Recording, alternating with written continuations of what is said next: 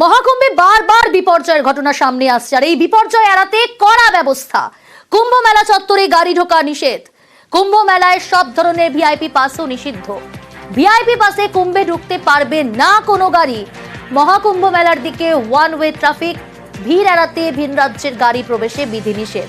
প্রয়াগরাজে গাড়ি ঢোকা আপাতত নিষিদ্ধ।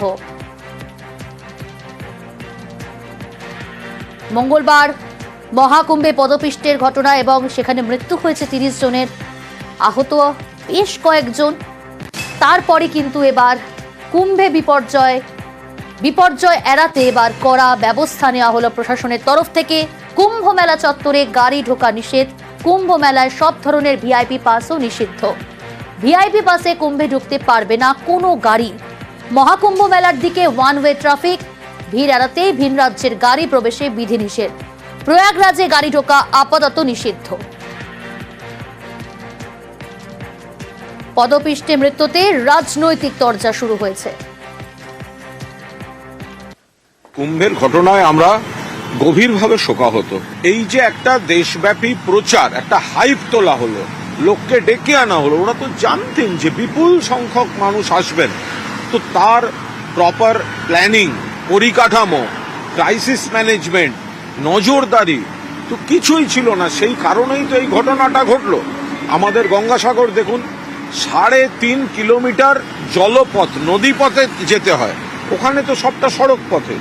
ওখানে কয়েক হাজার কোটি টাকা কেন্দ্র দেয় পরিকাঠামো তৈরি করতে, এখানে 1 পয়সা দেয় না। তো সেই জায়গায় কুম্ভে এই যে এটা এত বড় একটা ব্যর্থতা, দায়িত্ব তো নিতে হবে ওখানকার সরকারকে।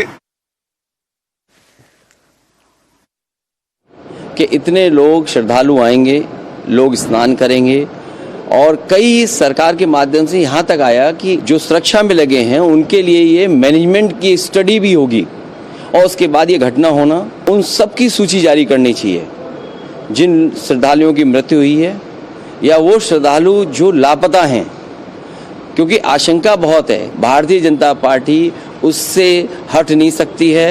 दिल्ली और लखनऊ दोनों सरकारें उसकी जिम्मेदार हैं। मैं पीड़ितों से मिलने नहीं जाऊंगा, क्योंकि बीजेपी के लोग ये आरोप लगाएंगे कि हम लोग राजनीति कर रहे हैं। हम लोग किसी भी विषय पर राजनीति नहीं करना चाहते हैं। ये राजनीति करने का टाइम भी नहीं है। सेंसिटिव एडमिनिस्ट्रेशन का जो रोल होना चाहिए वो रोल निभाया। इतना बढ़िया कार्यक्रम, सब हिंदू एक साथ नहा रहा है, इतना बढ़िया अरेंजमेंट, ये लोग को तो उसका जेलसी हो रहा है due to their own political agenda and high appeasement politics. और बाकी ये दुखद घटना जो हुआ उसमें तो सब लोग को उत्तर प्रदेश सरकार का साथ रहना चाहिए।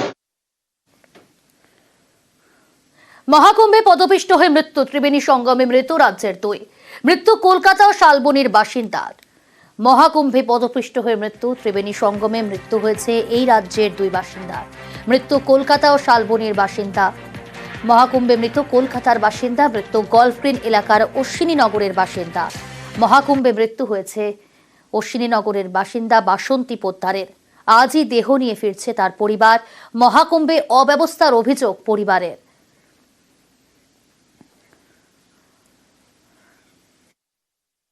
সত্যি হঠাৎ এরকম ঘটনাটা ঘটে গেছে, আমরা ভাবতেও পারিনি। আমাদের এখানে কেউ ভাবতে পারিনি যে এইভাবে যাবে, আর গেছে যে সেটাও জানি না। কিন্তু পরে কালকে শুনেছি আমি, ওনার বড় শালি গেছে আর ওনার ছেলে গেছে, মেয়ে গেছে, কিন্তু কিভাবে মারা গেছে সেটা বলতে পারবো না এখন। নিরাপত্তা নিশ্চয়ই কোনো ঢিলামি ছিল, মানে আলো ব্যারিকেডটা ভাঙলো কি হবে না, কিছু তো একটা হয়েছে। আমরা তো আর এখানে বসে কিছু বলতে পারবো না।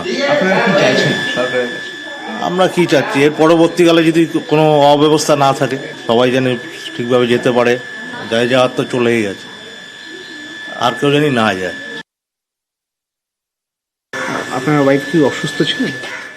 না, ও ভালো চলে গেছিল, যাবে বলেই ঠিক করেছে। হ্যাঁ, মানে কোনোদিন যায়নি? না। কারা কারা গেছিলেন? আমার বড় ছেলে গেছে, আমার ছেলে গেছে, আমার মেয়ে গেছে। আচ্ছা, ওনারা সবাই ঠিক আছে? কি শুনলেন, মানে আপনাকে কখন খবর? আমি তো কিচ্ছু জানি না, আমার তো সেটাই টেনশন। আমার জায়গায় আমি জানি না তো। আমরা ঠিক জায়গায় দাঁড়ানো ছিলাম সামনে যাবো বলে, তারপরে এত ভিড় আসলো, মানে দেখে বোঝা যাচ্ছে পুরো জায়গা পুরো কভার হয়ে গেছে। তারপরে নর্মাল 3টে স্বেচ্ছাসেবক ছিল, তারা এসে হেল্প করেছিল। আসতে নিজের সময় পাইনি, মানে তার আগে যত তো মেডিকেল ফার্স্ট এড করার দরকার সেটা করা হয়েছিল, আমি করেছি, আর 2-3 জন ছিল যেরকম ব্যবস্থা।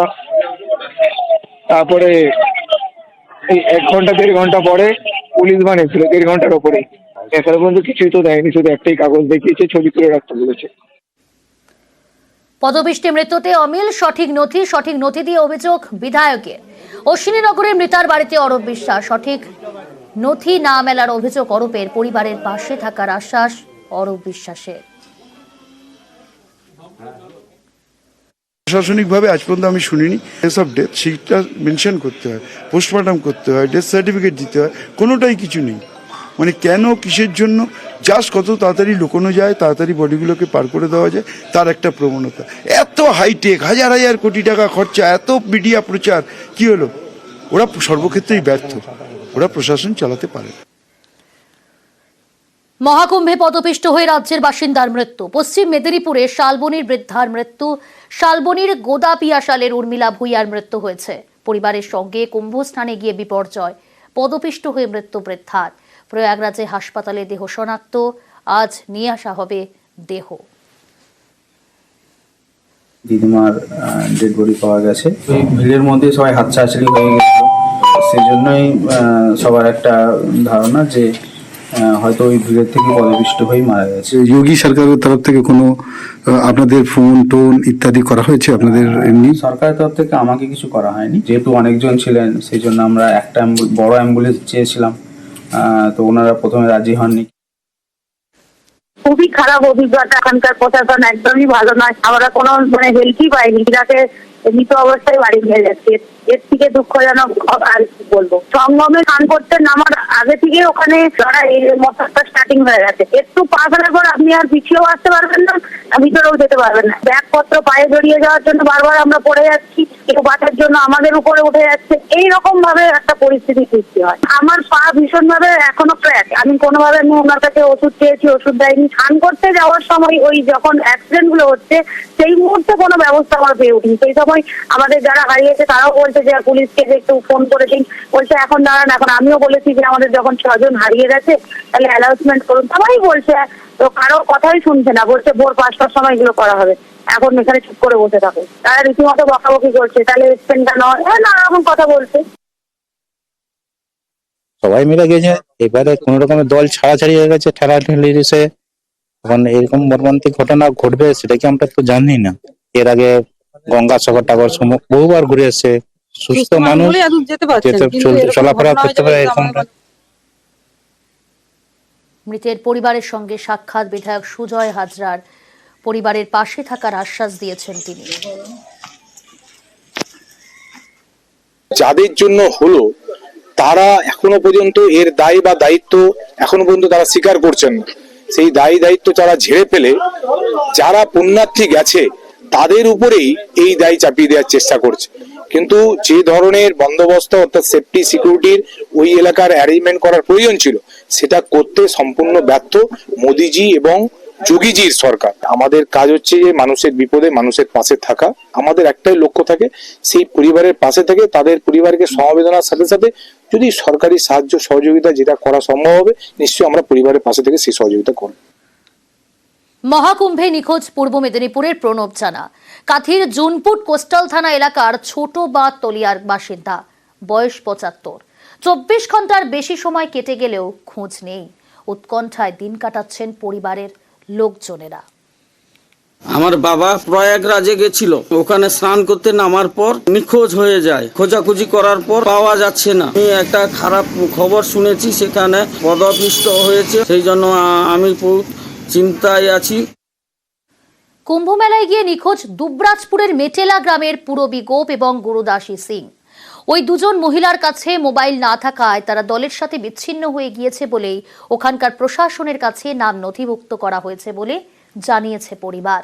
রবিবার সকালে স্থানীয় গদাধর জমাদারের সঙ্গে পুরবী গোপ সহ আরও অনেকে যান কুম্ভতে পূর্ণ স্নানে।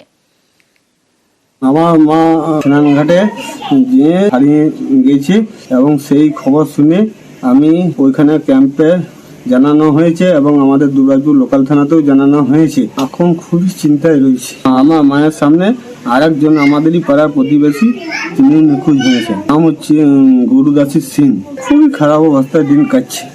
কুম্ভল ঘাটে স্নান করতে গিয়ে হারাই গেছে। আমার শাশুড়ি মা খুঁজে পাওয়া যাচ্ছে না, অনেক চিন্তায় রয়েছে, খুব অশান্তি। কি করে ঘুরিয়ে পাবো, কোথায় পাবো, অনেক চিন্তায় আছি।